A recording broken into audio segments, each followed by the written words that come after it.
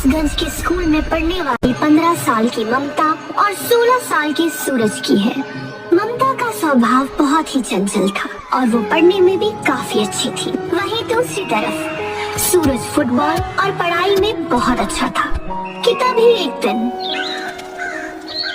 सूरज सुनो ना, हमें कब तक एक दूसरे के बिना ऐसे अकेले अकेले रहना पड़ेगा? अरे पगली, हम अकेले कहाँ हैं? हम तो रोजाना एक दूसरे से मिलते हैं। मेरे कहने का मतलब कुछ और है। क्या क्या बोलो? मुझे अब पूरी जिंदगी तुम्हारे साथ रहना है। अपने घर रह के थक गई हूँ। क्या बात है, आज तो मुझ पर ज्यादा ही प्यार आ रहा है। मजाक मत करो। देखो ऐसा नहीं है, मैं भी तुम्हारे साथ रहना चाहता हूँ, लेकिन अभी हम 18 के भी नहीं है। हम नाबालिग हैं यार। ठीक है, लेकिन तुम्हें जल्दी इसके बारे में कुछ करना होगा। अच्छा ठीक है बाबा, अब गुस्सा थूक दो। इन बातों के बाद दोनों घूमते हैं और कुछ देर बाद अपने अपने घर चले जाते हैं कि तभी एक दिन,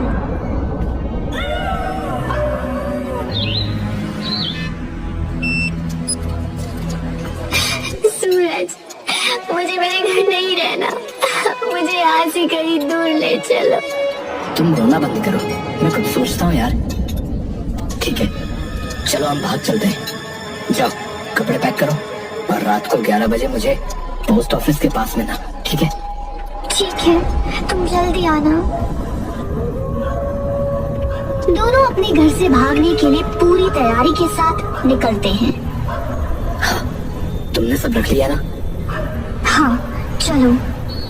दोनों चोरी छुपके शहर से बाहर निकलने की कोशिश कर रहे होते हैं कि तभी अचानक एक पुलिस की गाड़ी सामने आ जाती है। रुको रुको, आधी रात को तुम दोनों कहाँ जा रहे हो? कहीं नहीं सर, हम बस अपने घर जा रहे हैं। ज्यादा चला के दिखा रहा है? सही सही बता कहाँ जा रहा है इस लड़की को लेके?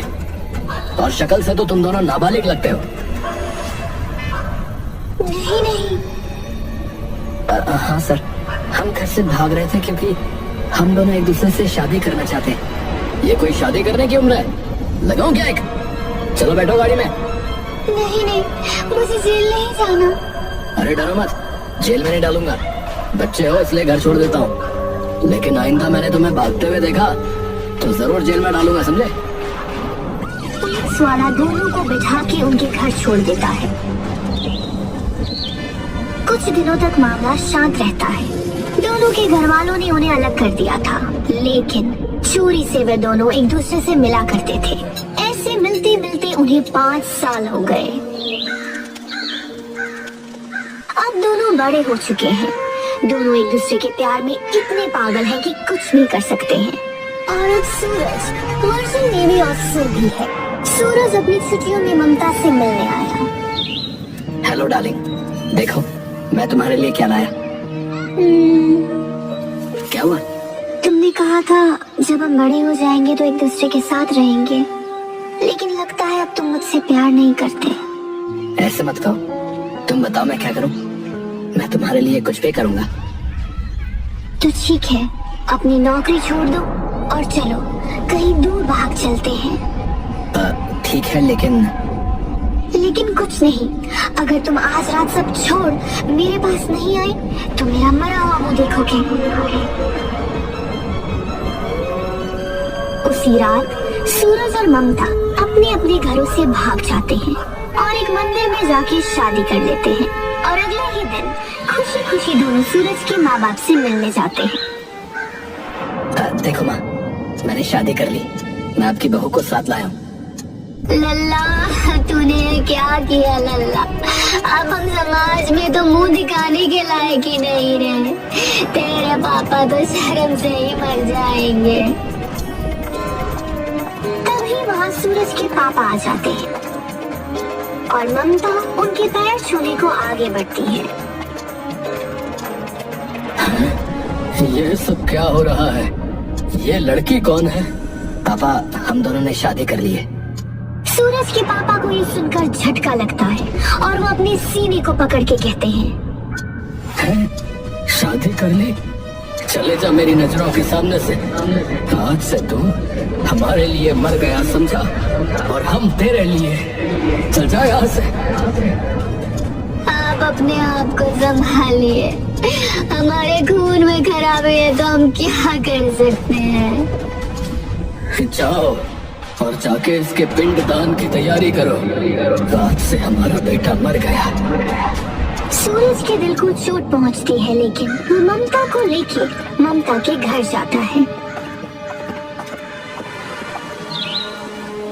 पापा, मैंने शादी कर ली। नमस्ते पापा मम्मी। हमें आशीर्वाद दो। जब बच्चे हवा में उड़ जाते हैं तो उन्हें रोकना मुश्किल ही नहीं, नामुमकिन होता है। अरे आप भी ना, हमारी बच्ची बड़ी हो गई है और अब हमारी बेटे की कमी भी पूरी हो गई। सूरज और ममता अपने घर वालों से मिलने के बाद अपने किराए के घर में जाते हैं। दोनों हंसी खुशी अपने घर में रहते हैं, लेकिन असली दिक्कत अब शुरू होती है। इस शादी के चलते सूरज ने अपनी इतनी अच्छी नौकरी छोड़ दी। ये अच्छी जॉब है, मुझे इसके लिए अप्लाई करना चाहिए। हस्बैंड जी, क्या देख रहे हो? अरे मैडम जी, नौकरी तो चली गई, अब काम तो ढूंढना पड़ेगा ना। ठीक है, तुम ढूंढो, मैं तुम्हारे लिए चाय लेके आती हूँ। ममता चाय बनाने के लिए रसोई में जाती है। रसोई में एक खिड़की होती है, वहाँ से कुछ लड़के ममता को देख रहे होते हैं, और जैसे ही ममता उन्हें देखती है, मन ही मन मुस्कुराकर इतराने लगती है।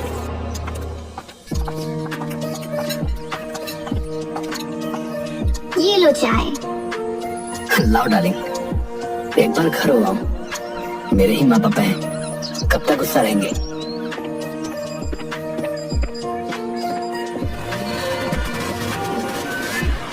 क्या भाई, क्या हाल? और ये खाना कहाँ से ला रहे हो?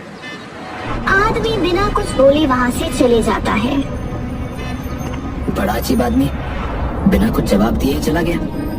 तभी सूरज अपने घर की ओर आगे बढ़ता है और देखता है कि उसके घर से धुआं उड़ रहा है। पापा। फिर सूरज की नजर उसकी तस्वीर पर पड़ती है, जिस पर फूलों का हार चढ़ा हुआ, और उसके घर वाले उसका पिंडदान कर रहे हैं। ये देख उसके पैरों से जमीन खिसक जाती है और वो रोते हुए भाग जाता है। थोड़ी देर बस स्टॉप पर बैठने के बाद इंटरव्यू देने जाता है।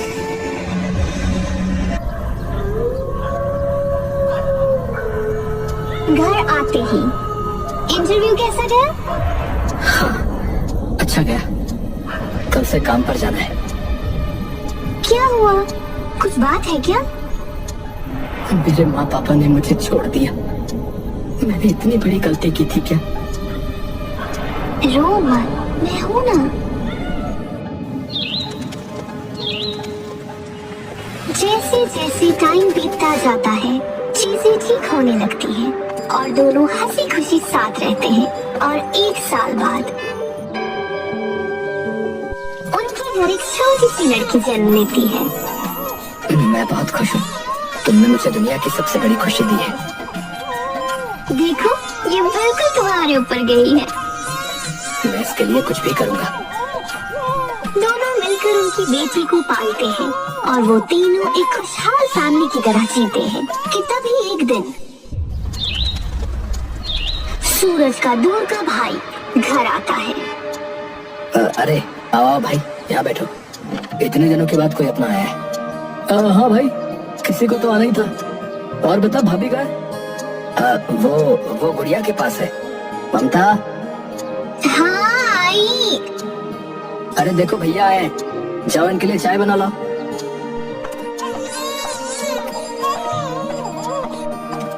नमस्ते भाभी। नमस्ते, मैं अभी चाय लाती हूँ। और बता, आजकल क्या चल रहा है? कुछ नहीं भाई, कनाडा में एक बेकरी की शॉप पर काम मिला है, बस कुछ ही दिनों में वहाँ के लिए निकलना है। अच्छा, ये तो बहुत अच्छी बात है। अच्छा यार, क्या एक बात मैं पूछूं? हाँ हाँ बोल भाई। अब गुड़िया भी है और पैसे की बहुत प्रॉब्लम होती है, तो क्या तू मेरी भी मदद कर सकता है क्या? अगर मुझे भी कनाडा में काम मिल गया तो अच्छा होगा यार। ठीक है, तू तैयारी कर, मैं पता करवाता हूँ।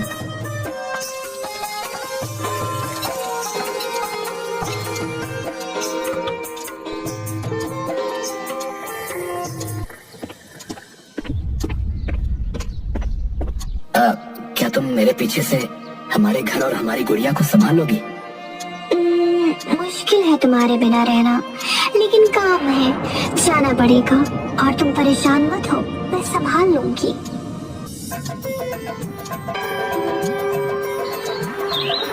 अरे सूरज, जल्दी आ, तेरे लिए खुशखबरी है। अरे आया आया, जल्दी से अपने सारे पेपर और डॉक्यूमेंट तैयार कर ले। 2 दिन बाद तुझे कनाडा के लिए निकलना है। थैंक्स भाई, तेरी जितनी तारीफ करो उतनी कम है। जा तो रहे हो, लेकिन तुम्हारे बिना एक दिन भी 1 साल जितना लगता है। सूरज और ममता तैयारी करते हैं और 2 दिन बाद सूरज कनाडा के लिए निकल रहा होता है। एयरपोर्ट पर हमारी गुड़िया का ध्यान रखना। हाँ जाओ, वहाँ जाकर हमें भूल मत जाना। सूरज को कनाडा गए हुए कई हफ्ते हो जाते हैं कि तभी एक दिन ममता को रास्ते में उसका एक खास दोस्त आदिल मिलता है। अरे ममता, तुम? आदिल? अरे मुझे पहचान नहीं पा रही क्या? नहीं, तुम्हें कैसे भूल सकती हूँ। आओ मेरे घर चलो, यही पास में ही है। ठीक है। ममता आदिल को अपने घर ले जाती है, लेकिन आदिल को देख के साफ पता चल रहा था उसके इरादे ठीक नहीं है। ममता उसके बारे में सब जानते हुए भी उसे घर ले आई। तुम यहाँ बैठो, मैं तुम्हारे लिए कुछ खाने को लाती हूँ। ठीक है। ममता रसोई की जगह अपने कमरे में जाती है और तैयार होना शुरू कर देती है कि तभी वहाँ आदिल आ जाता है। तुमने तो मुझे डरा ही दिया। तो तुम रसोई की जगह यहाँ क्या कर रही हो? मैं वो नहीं, मेरी शादी हो गई और सूरज को पता चला तो वो मुझे कभी माफ नहीं करेगा। अरे उसे कैसे पता चलेगा? देखो मुझे पता है, वो अभी कनाडा में, और अपने चेहरे का रंग तो देखो, कितना फीका हो गया है, एकदम बोरिंग। लेकिन कुछ नहीं। ये देखो, मैं तुम्हारे लिए एक खास चीज लाया हूँ। ये क्या है? अरे ड्रग्स है, ड्रग्स। तुम ये लो और एक अलग ही दुनिया में खो जाओ यार। ममता ड्रग्स को सूंघती है और अपना होश खो बैठती है, और उसके बाद आदिल और ममता हम बिस्तर हो जाते हैं। ये सिलसिला कई महीनों तक चलता है, जहाँ ममता नशे की दुनिया में कदम रख चुकी है। तभी एक दिन ममता की माँ घर आती है और आदिल घर से निकल रहा होता है। आओ माँ। ये कौन है और तुमने अपनी क्या हालत बना रखी है? अरे माँ, कुछ नहीं, वो बस मेरा दोस्त है। तुमने ये नशे की आदत कब से लगा ली? और सूरज को ये सब पता चलेगा तो उसे कितना बुरा लगेगा। अरे माँ, तुम परेशान मत हो, उसे कुछ नहीं पता चलेगा। तभी सूरज का वीडियो कॉल आता है।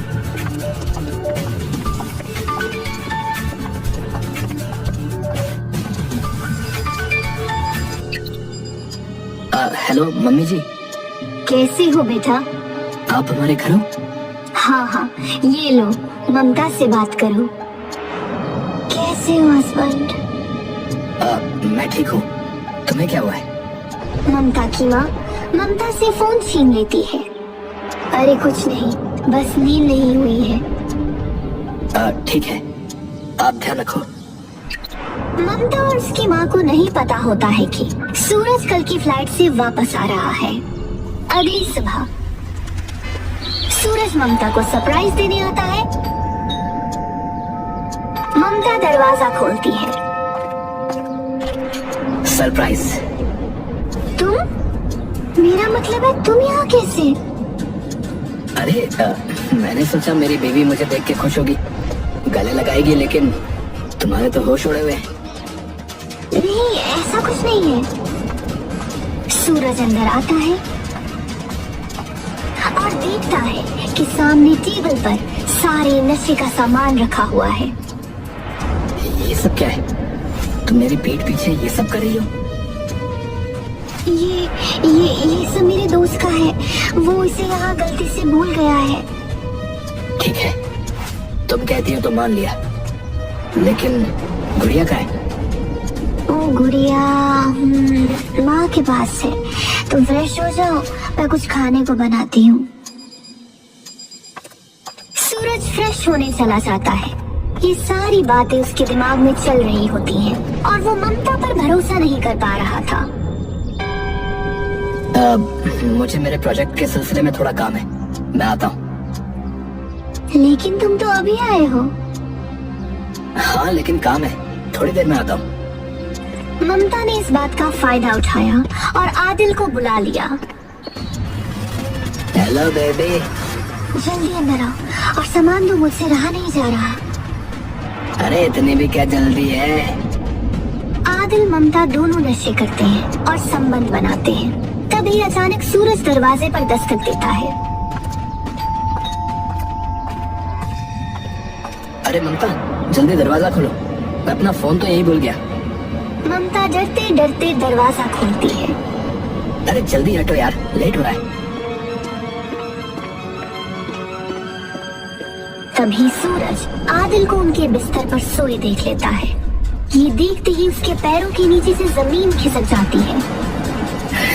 ये कौन है?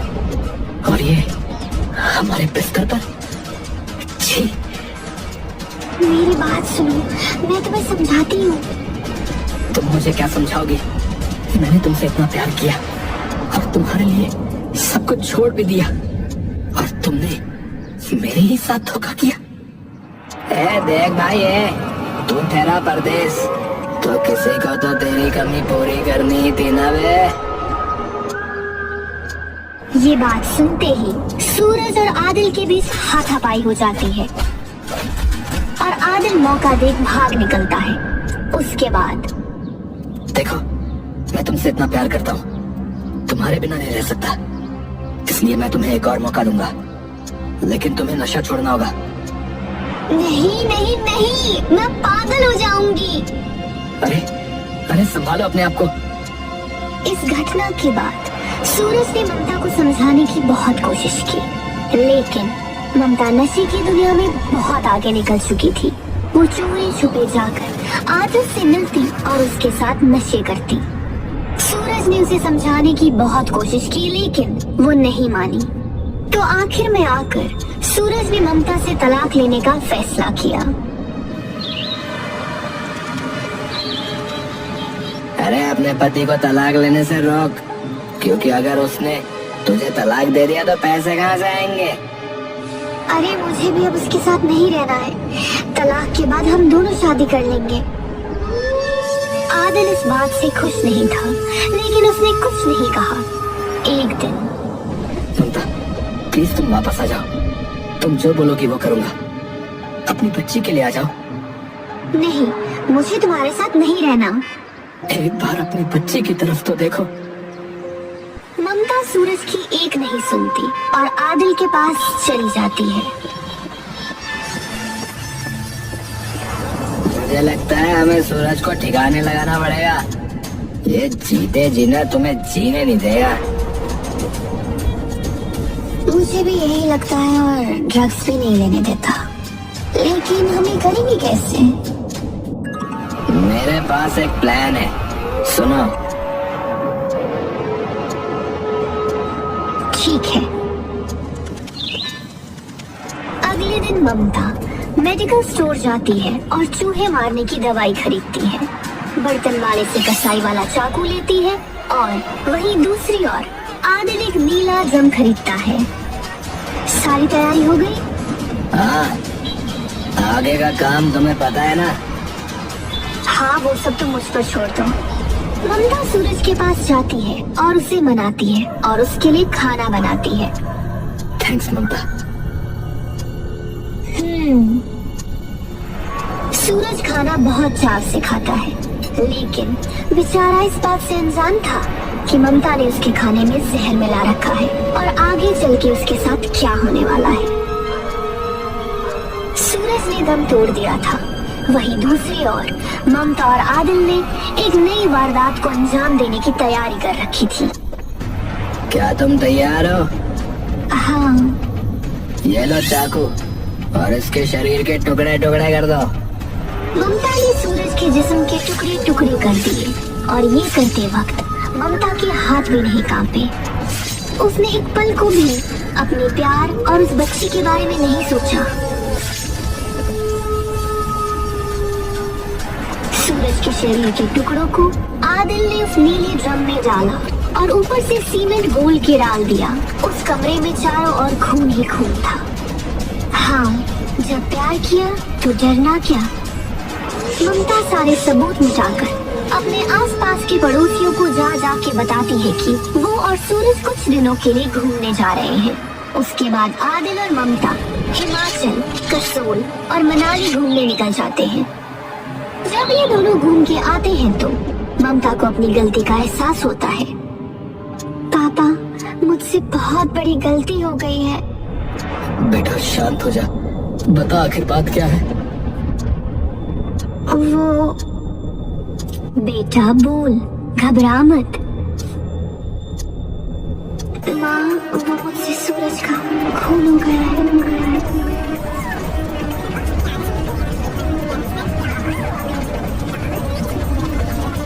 हम तेरा इसमें बिल्कुल भी साथ नहीं देंगे। तू हमारे साथ पुलिस स्टेशन चल। हाँ, तूने मेरा बेटा छीना है। मैं चाहूंगी तुझे फांसी मिले। दोनों मिलकर ममता को पुलिस स्टेशन लेके गए और आदिल और ममता ने अपना गुनाह कबूला। वहीं दूसरी ओर पुलिस को जांच पड़ताल में पता चलता है कि जो माँ अपनी बेटी की फांसी की सजा मांग रही थी, उसी माँ को सूरज के कनाडा के अकाउंट से पैसे भेजे जाते थे। अगर कोर्ट ने सूरज को समय पर तलाक दे दिया होता तो आज उस मासूम की जान नहीं जाती।